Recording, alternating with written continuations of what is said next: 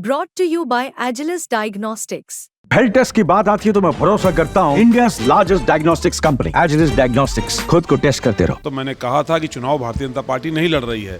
इनके बूथ प्रभारी दरोगा जी हैं, इनके सेक्टर प्रभारी केस्को के जेई साहब हैं, इनके जोनल प्रभारी केडीए के अधिकारी हैं। तो वो आचार संहिता का उल्लंघन होती है। आचार संहिता का उल्लंघन केवल नेता नहीं करते, ये अधिकारी भी केडीए के मॉडल कोड ऑफ कंडक्ट का स्पष्ट उल्लंघन करके मतदाताओं में डर पैदा करना चाहते हैं।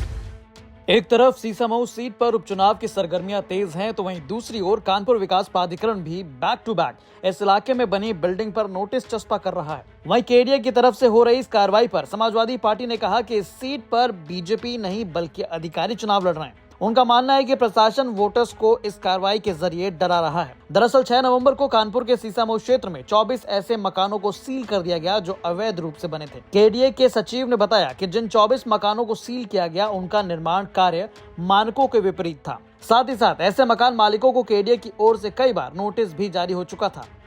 देखिए, इसमें जो दिल्ली में एक बार बेसमेंट में पानी भरने की घटना हुई थी जिसमें कुछ बच्चों की मृत्यु हुई थी, उसके बाद एक शासन से भी पत्र आया था बेसमेंट्स पे कार्रवाई करने के लिए। उसके क्रम में हमारे यहाँ लगातार सभी जोनों में कार्रवाई चल रही है जो है, और उसमें कल जोन 1 में भी कार्रवाई हुई है। आज हमारे यहाँ जोन 2 में, जोन 4 में भी कार्रवाई हो रही है। और इसके पहले भी बेसमेंट्स पे लगातार कार्रवाई, पिछले महीने में भी कई भवन जो है बेसमेंट्स जो है सील किए गए हैं।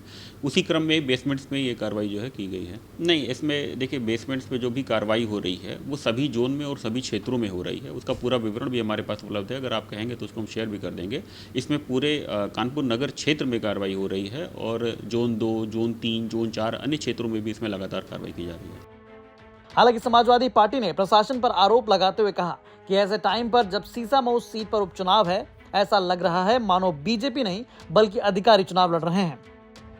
ये कार्रवाई सीजिंग की गलत बेसमेंट पे हुई, इस पर मेरी आपत्ति नहीं है, लेकिन जिस दौर में हो रही है, जिस टाइमिंग पे हो रही है, जिस क्षेत्र में हो रही है, इस पर हमारी कड़ी आपत्ति है।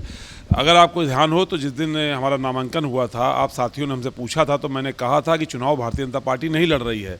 इनके बूथ प्रभारी दरोगा जी हैं, इनके सेक्टर प्रभारी केस्को के जेई साहब हैं, इनके जोनल प्रभारी केडीए के अधिकारी हैं। तो ये केडीए के अधिकारी अपने भाजपा के जोनल प्रभारी होने की भूमिका को अच्छे ढंग से निर्वाह कर रहे हैं, इसके लिए हम उनको बधाई देना चाहते हैं।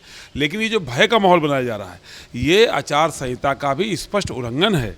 चूँकि कार्रवाई अगर होनी है तो पूरे शहर में होनी चाहिए। हजारों भवन अवैध बने हैं, हजारों भवन बगैर नक्शे के बने हैं, पूरे शहर में बने हैं।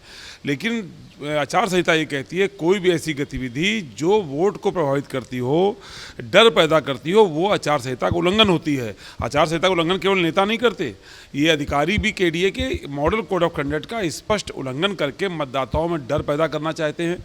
मेरी स्पष्ट आरोप है कि जिस क्षेत्र का, जिस टाइमिंग का उन्होंने चयन किया है, ये चुनाव को प्रभावित करने की नीयत से और लोगों में डर पैदा करने की नीयत से आचार संहिता का उल्लंघन करते हुए भारतीय जनता पार्टी के जोनल प्रभारी होने की जिम्मेदारी का निर्वहन किया गया है। सरकारी अधिकारी होने की जिम्मेदारी का निर्वहन नहीं किया गया है। बहरहाल कानपुर प्रशासन की इस कार्रवाई की टाइमिंग को लेकर चर्चा बेहद तेज है। आपको बता दें कि कानपुर की सीसामऊ विधानसभा सीट पर होने वाले उपचुनाव में इरफान सोलंकी की पत्नी नसीम सोलंकी समाजवादी पार्टी के प्रत्याशी हैं, तो वहीं बीजेपी की ओर से सुरेश अवस्थी और बसपा के वीरेंद्र कुमार मैदान में हैं। कानपुर से सिमर चावला की रिपोर्ट, यूपी तक।